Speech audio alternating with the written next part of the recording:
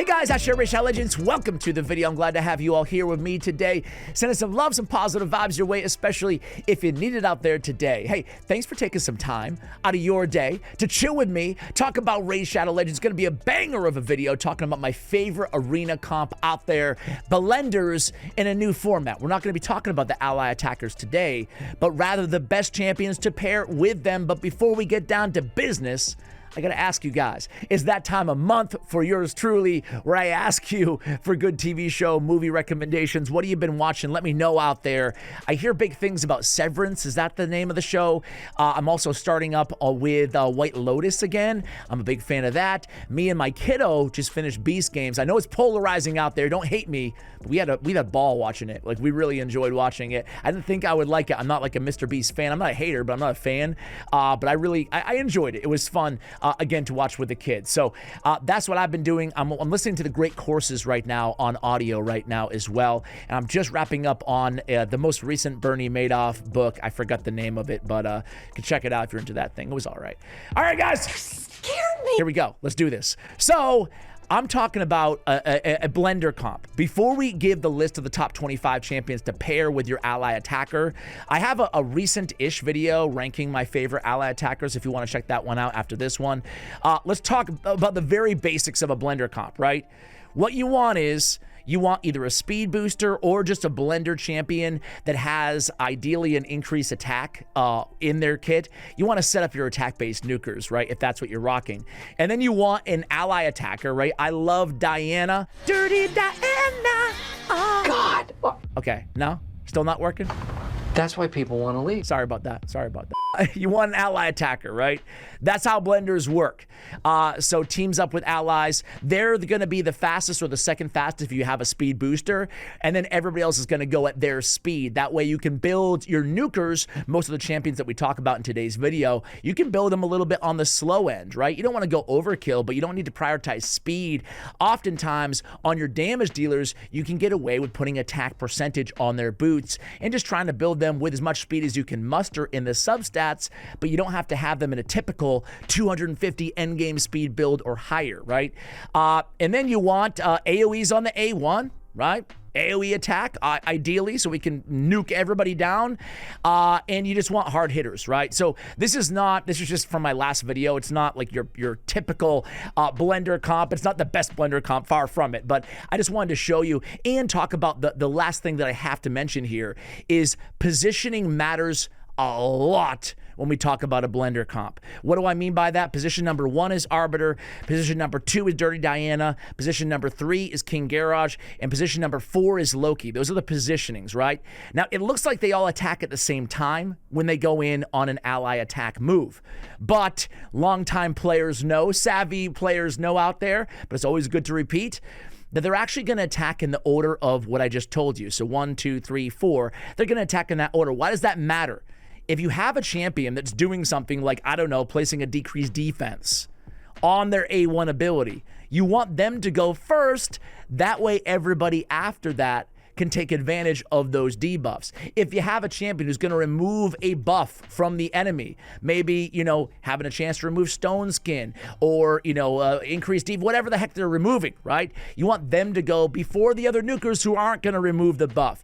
If you have a champion like Skullcrown who's going to place an extra hit if they have more than 50% HP, you want her positioned, you know, earlier in the order. That way she can land that extra hit, right? So I guess Skullcrown is a good place to start, right? She's going to be one of the champions. Place an extra hit, the target has more than 50% HP. If she was in the last position, I mean, very unlikely they're going to have more than 50% HP after everybody else goes first. That's why you want her to be positioned in the earlier, like that 1 or that 2 slot, right? And she can fit in very well in the number 1 slot because she brings a speed and arena battles aura as well. Skullcrown, definitely one of the best kind of OG ally attack companions for a blender comp. So Skullcrown, number 1, why not? And hey, we're here.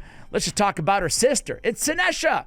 Sinesha has the inverse or the opposite mechanic on her AoE, on her A1. She doesn't hit as hard as a Skullcrown. Not every champion on the list, by the way, are going to be just straight out hard-hitting nukers. There's going to be some champions who are kind of control or manipulators as well, but they can be parlayed and comboed with other champions that can do the damage as well. Anyway, AoE, an extra hit on enemies with less than 50% HP after the first hit. Thus, we want her the opposite of Skullcrown, in the 4th position on our blender team, in that 4 spot where, who was there? Loki, where Loki was on the team that I just showed you, okay? So Sinesha's great as well. I want to talk about some maybe a little bit more unorthodox options, and one of them is Freya. Freya Fate Weaver, very, very good. She has a incredibly hard-hitting A1 that not a lot of people know about, or more do than they did when she first came out. But she has an AoE, but you look at the rest of her kit, she's like, okay, increased defense, she's got shields, she's got a cleanse, turn meter fill. You don't think she's gonna be a hard-hitting champion, but in fact she is. Moreover, she can control. She's a 40% chance to provoke on her A1 ability as well. Activates a skill when a shield placed by this champion is removed or damaged once per turn. Also very annoying if you're going against her because of the shield on their A2. She's going to instantly activate that A1. So anyway, good damage. You can skill it up for even more damage. Usually we don't like skill tomes that go to damage, but on AoEs, on A1 in a blender comp, yeah, sure, that can actually make an impact. So a really underrated option. And the cool thing about a champion like Freya is you can fit her in on an unorthodox team. You could have like a stone skin slow blender. Okay, probably not. Maybe not that far. You still want to have your ally attacker fast, but it's nice to get those provokes and more control out of the team. And then if you need it, you can come in and cleanse, place the block debuffs, get more turn meter fill. Basically, if your blender goes awry, and you don't instantly kill everybody on the very first move, she can help you recover as well and kind of transition your team into something that can make it the long run, okay? Next up is going to be, well, we already talked about him. I am a massive fan. I have another video coming out with Loki the Deceiver. Man, Loki is just really cool champion. He's one of my faves. This evade is nasty. I'm not going to talk about it today too much, but we will talk about it in the next video. He's got so much control, and what I like about this guy is he also has an increased attack, right? So he's bringing an increased attack, he's stealing, he's controlling, he's doing all kinds of crazy stuff, but what I like about his A1 is it's Flames of Mischief. His base attack is pretty low, but his multipliers are pretty solid, so if you stack up a little bit of damage, give him a little bit of crit rate, you still want speed on this dude.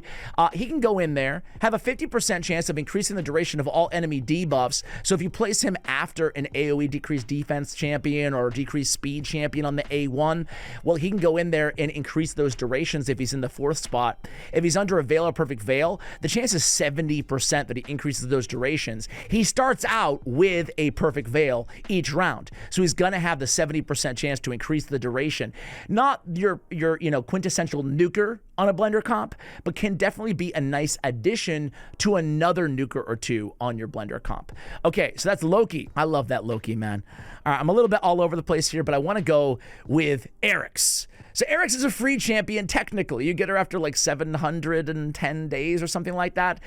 So it takes you about a year, 2 years maybe to get your hands on Eryx. I think it's funny. But she's one of the best HP nukers in the game outside of like a Taurus and a Narcissus and the Mythicals, right? She can deal a lot of damage. The cool thing is she has a hard-hitting A1 with a 35% chance of removing a random buff from the target. This actually works with the Sniper Mastery too, so you can get it up to 40% chance if you pick up Sniper on this A1 Deathly Arts, which is nice. Removing buffs is going to be great, especially if you run into the occasional Stone Skin. At least you have a chance to remove it with a champion like Eryx on your blender team. She's HP based, so you can pack a punch, and if you don't kill everybody on the first round, she can come in with Ally Protect, Counter Attack, and then AoE stuns as well. So she, kind of like Freya, she can kind of maintain even if things don't instantly end after the very first turn, and she hits really hard, as I already mentioned. Let's talk about probably the quintessential epic when we talk about blenders, and it's Fenax. Good old nut braids. Fenax, what's up, man? My friend and I own a hair salon downtown. Fenax is the beast of all beasts. His put down ability is A1. It's going to deny revival. I mean, how hard is that to find on an A1? It's very challenging. I think there's only one other champion in this list that has that ability. And Fenax has an incredibly hard hitting A1, a 4.1 attack multiplier on his put down. He can place an extra hit if they have any debuffs. You want to make sure, again, he's positioned at the end or kind of in the middle. Fenax is kind of one of those sliding scales, right? If he's positioned towards the end, well, there's more likely to be a debuff if you have debuffers on your team on the target. Thus, he's more likely to place an extra hit. But if he's positioned towards the beginning, he's going to probably get that death blow because he hits so hard. So I would actually position him a little bit more towards the beginning in most situations, right? In that number 2 slot, maybe in the number 3 slot, unless you're just going to set him up with a debuffer in the number 2 slot. So hopefully that makes sense. But you want him to get the kill shot, thus denying the revival. If somebody else kills after or before him, you're not going to block their revival. But a very, very, very good champion to put on a blender comp. Guys, we have a little fusion going on right now inside the game, and I wanted to give her a little bit of love. Now, this is a champion that nobody is super excited about, at least from what I've read in the comments. I'm going after her. I love that she's fast. She's not the hardest hitter out there in the game. Her companion champion's quite a bit better in my opinion. But with all that said, I think she can fit in nicely with blender teams. And that is Esme the Dancer. On her Blade Juggler A1 ability, attacks one enemy. But what I like about this A1, it's very unique, and that it brings the big version of increased attack on all allies for 1 turn. That's really nice. So if you're not setting up your blender comp with like an Arbiter, for example, right? If you don't have Arbiter, or you just want to try something a little bit differently, you might have a speed or a lead, and then you might, and by the way, she has speed in all battles by 19%. So you could run her in the lead position, your blender, your ally attacker in the 2nd position. When the blender ally attacker goes with the speed aura, she's going to go first, and she's going to buff everybody with increased attack on all allies for 1 turn. That's all you need to execute the blender, right? So really strong. And then when it gets back to the other nuker's turn, should you not kill everybody, they're still going to have that increased attack because obviously it doesn't count as a turn when they go in on the ally attack. So Esme the Dancer, even though she doesn't blow me away as a fusion or a fragment summon, she actually does fit into blenders with that increased attack on her A1 ability. Could be an option for you guys out there. Next up, I'm gonna go, by the power of Grayskull, He-Man. Copyright Mattel, under license, classic media. Am I supposed to say that every time I talk about him? No, absolutely not. He-Man! He-Man starts every round with a strengthen, which is nice. And check this out. Attacks 1 enemy, place an extra hit on enemies from the Corrupted. So this is kind of a more niche pick, but I wanted to give some love to my man, well, He-Man. So he also fills his turn meter by 10%, plus an additional 2% for every buff on this champion. So if you're going against a lot of Corrupted Alliance champions on your blender, He-Man has a hard-hitting A1. He's going to get a 12% turn meter fill, which helps him get to his turn a little bit faster. He has an ability to ignore Stone Skin, which can come in handy when he does get to his turn as well. So I thought that he would be a pretty good option, especially because he could, again, be your aura lead with a 28% speed in arena battles aura. So He-Man is actually an underrated ally attacker or blender comp champion. Where was I just gonna go? I was just thinking about something He-Man related. Oh, the Corrupted, okay, I was gonna show you guys the Corrupted Alliance. It's this one, the Demon Spawn, Undead Horde, Dark Elves, Night Revenant, some of the most popular champions in the game, the Duchesses of the world, the Sifis of the world. I mean, there's a million of them, right? The Ancoras, the Narcissus. So there's a lot, Mithralas, Lydias, I could go on forever, baby. So that's, there's a lot of utility there on that AoE against the Corrupted Alliance when you have He-Man on your blender comp. All right, let's go with a kind of an old school, not kind of, a real old school, the King of Love, it's Cupidus, right? Cupidus smacks with his A1 ability, Heartbreaker. Attacks all enemies, damage increased by 15%. I was going to sing Heartbreaker, but I spared you guys. Finally, I finally spared you. That means the world to me. Damage increased by 15%. The target has any debuffs, right? So you want to set him up ideally with a debuffer. He's a menace. He's a menace of society when he's with Venus on the same team. In Stone Skin, he's just annoying. He's going to counterattack every single time he's hit with that Heartbreaker A1, but he also fits into a blender comp as well. So Cupidus, yeah, he can smack. He's still very, very viable. Let's go to rares for a second here, because I can already see, I can hear some of you typing right now. Yeah, I don't have any of these champion dash. Nice if I had any of them. So let me give you some rare options here for a moment. Number, I think 10 on our list so far, Bellower, right? Bellower is not going to scale to the end game very well, but the reason I like him as a blender option, especially progression, when you're just trying to farm your Great Hall, which is where where I advise you consider blender. It's fast. It's super fast, right? You're going to be killing everybody in 2 seconds with this strategy, right? You're going to be taking some L's along the way, but no worries, right? Anyway, I like Frazzle. It's not the hardest hitting AoE on the A1 out there in the game, but it is good for a rare in terms of the damage, and it does have a 30% chance to place a block active skills. So that's extra control that he brings with his A1 attack. If you get the Nature's Bounty blessing on this dude, you can then go in and place the big version of decreased speed, but more importantly, the big version of decreased attack and decreased defense as well with his A3 ability later on in the battle. Let's give a couple other rare options for you guys. I think my absolute favorite rare in terms of blenders is probably one of my favorite rares out there in the entire game, and it's none other than Soulbound Bowyer. I mean, I just love Soulbound. I just think she's a very, very tremendous rare champion that they added to the game a few years ago. She has an AoE on the A1. It's not the hardest hitting AoE in the world, especially compared to some of these legendaries that we're talking about in the video. But the thing I love about her is, especially in a blender, she has this additional 25% chance of inflicting a critical hit, which allows you to build her with 75% crit rate. Thus, it's easy to get her in those crit damage gauntlets. It's easy. You put on the attack percentage on the boots, you know, she's going to be hitting decently hard, right? So I love that they make it a bit easier to build, especially, you know, if you don't have some of these legendary options for ally attacker or blender champions. She can also go there and do some nice damage with the 75% ignore defense ability on her A2 and then the control on her A3. There's one other rare that I want to talk about. I think there might be one other, but there's one other rare. And this is even more early game maybe than the other two that I mentioned, but I wanted to give her a little bit of love. Nobody ever, I love her so much I forgot her faction. What love you must have for me. No one ever talks about Banshee. She's campaign farmable, and she might be a nice option for your very first blender comp, right?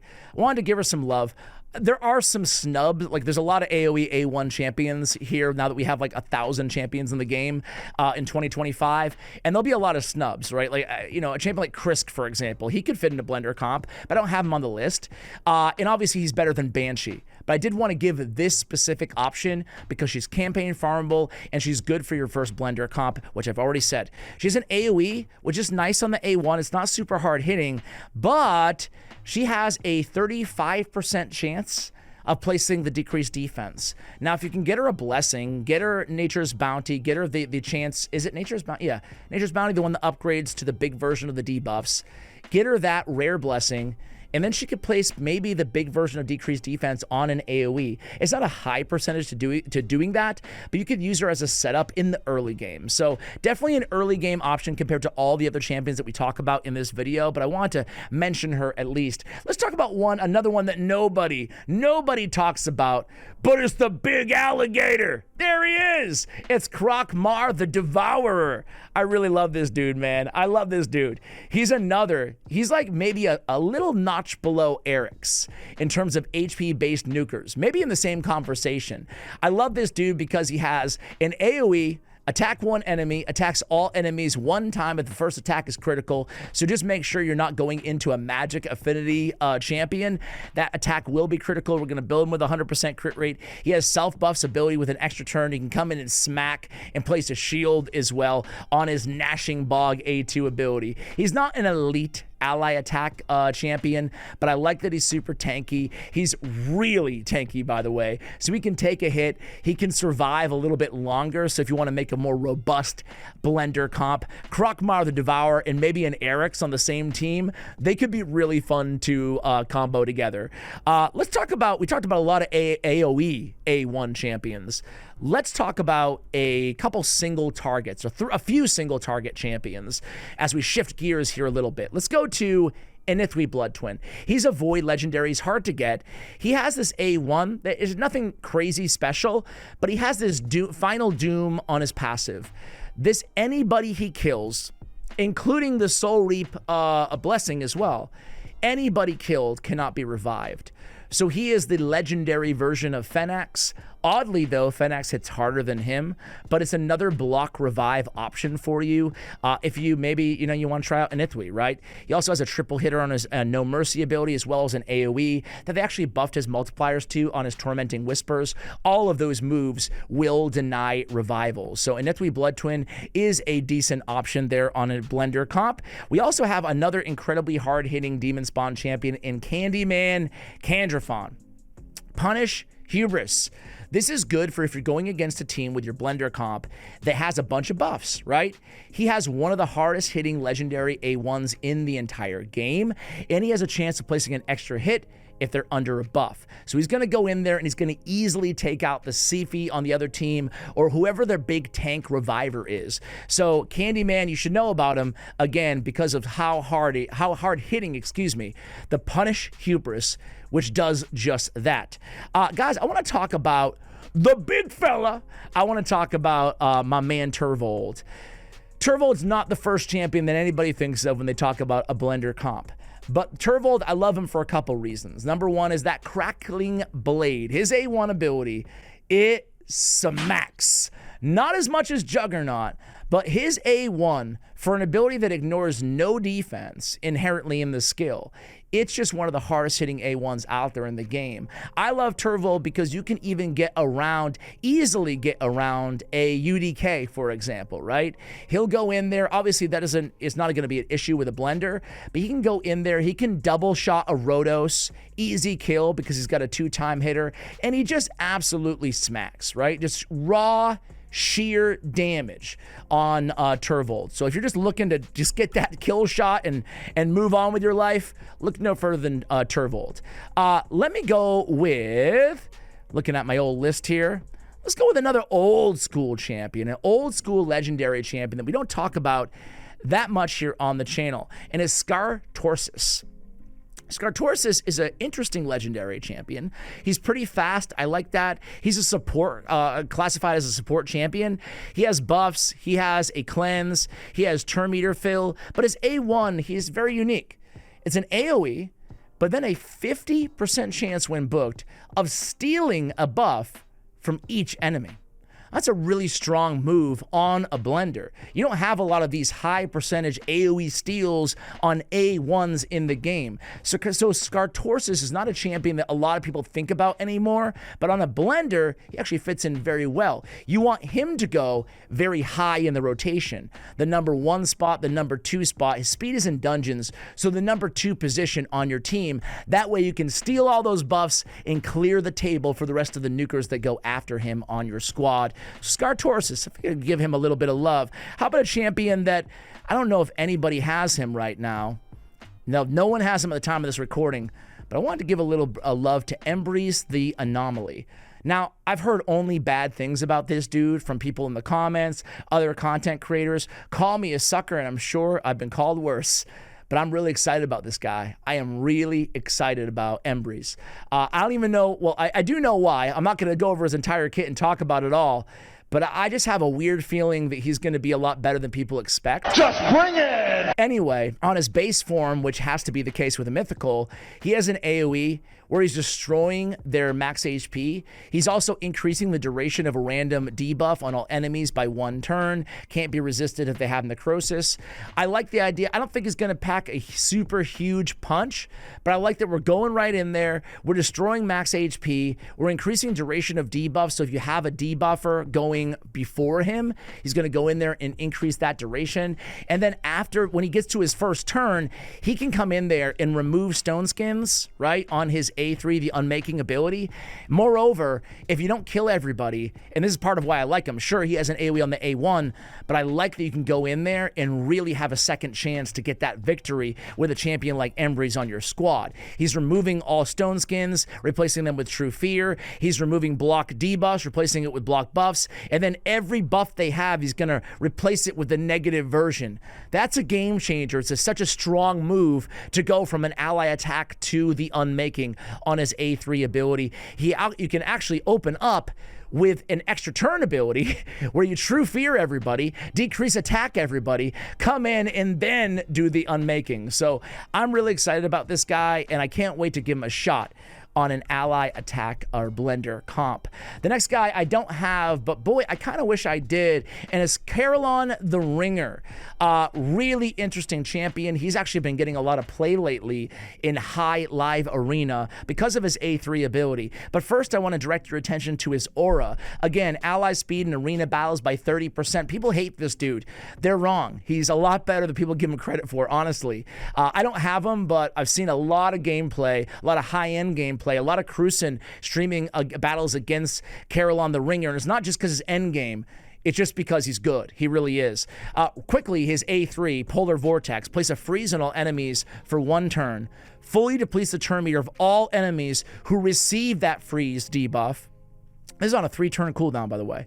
And then fills the turn meter of all allies by 10% for each freeze debuff attempted, blocked, or resisted on the enemy team.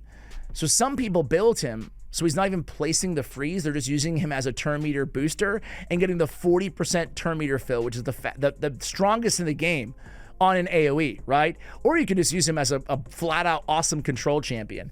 Either way, he does also have an AoE on his A1 ability. He doesn't hit like super, super hard, but he hits decently hard. He's an attack-based champion with almost 1200 attack. He's more of a support, but he can deal damage too. Kind of like a Tremaria type champion in terms of the AoE on the A1. AoE, this is what I love. Again, it's a 50% chance of decreasing the duration of all enemy buffs by 1 turn. So this is a great table setter for your nukers. And again, on my man Karilon, this is going to be a polymorph proof on his A1 because we're decreasing the duration. This is a really strong AoE to set the table for your nukers. All right, let's go into... Oh my gosh, it's our final 5 here, guys. And we're ending with a bang. A lot of hard to get champions, frankly. Yeah, I think pretty much all of them are going to be pretty hard to get. But, and I don't have 3 of them myself. Queen of Hearts is one of them, right? Queen of Hearts is very, very, very, very good. I wish I had her. I love the extra turn, Hail to the Queen. I love her kit, right? Very, very strong. Ally attack option with the increased attack. Second champion after Mikage to have that. She has an AoE, so she can fit. Obviously, she's unique to this list because she can go in and be the ally attacker, but she's also going to join in with her A1 in the ally attack. On the A1, she's going to attack all enemies, place a decreased defense, big version, 2 turns, and fill the turn meter of all allies by 5%. Probably the most nasty, gnarliest ally attacker for a blender comp in the game, arguably, on Queen of Hearts. I mean, it's just such a nasty combo. She goes in with one of the best A1s with one of the best ally attacks, right? So Queen of Hearts absolutely has to make any list involving either strong A1s or strong ally attackers. Next up is going to be an oldie but a goodie. It's Tormund the Cold. You guys know how much I love this champion. He's got a lot of CC. The cool thing is with his Wintry Wind passive, he can be kind of a fail-safe for your team, right? If the other team happens to go first, which is not ideal on a blender comp, you want to be going first. You want your fastest speed booster to be as fast as humanly possible, right? But if that doesn't happen, hey, we can freeze them cut in line and take back control of the match. That's why I love him, but he also has an AoE 25% freeze on his Rhyme Fire AoE on the A1. So some control, some damage, and a chance to, you know, put the proverbial, put you back in the proverbial driver's seat. There we go. All right, next up is going to be a champion that I don't have, but boy, do I want him. Ieyasu. Ieyasu looks so freaking BA, doesn't he? Doesn't he look so cool? This champion is just like, I love the aesthetic. Look at that sword. I love the aesthetic. Anyway, just an insanely hard-hitting A1, right? 2-time hitter, extra hit if the target has any buffs, 2 extra hits if the target is under a buff, and from the Undead Horde faction.